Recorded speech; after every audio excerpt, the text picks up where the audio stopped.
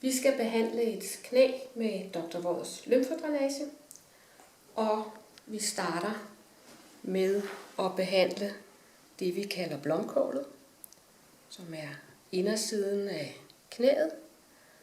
Der kan være både hævet og ømt, så det er vigtigt, hvis man har problemer med sit knæ, at der bliver behandlet her.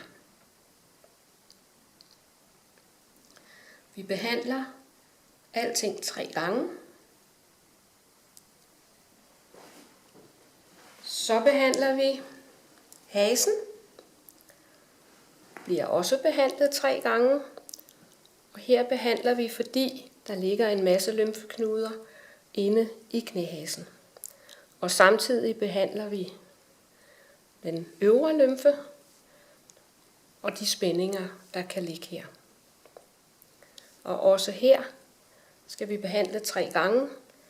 Og det gør vi, fordi lymfe kan blive en lille smule geléagtig, og så løber det ikke så frit. Og når vi behandler flere gange, så bliver det mere flydende, og så forsvinder væsken væk fra leddet her i knæet. Nu behandler jeg med tommelfingerkredse op langs knæskallen.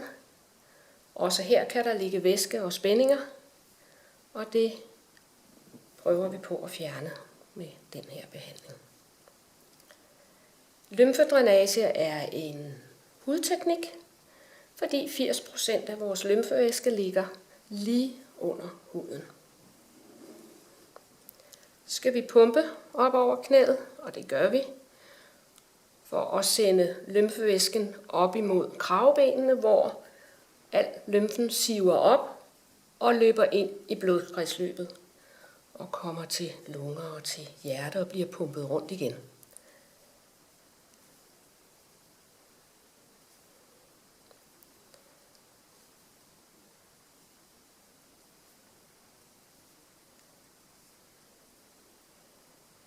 Til sidst ved knæbehandlingen behandler vi pes anserinus, som er sådan en seneplade, der ligger her ved knæet.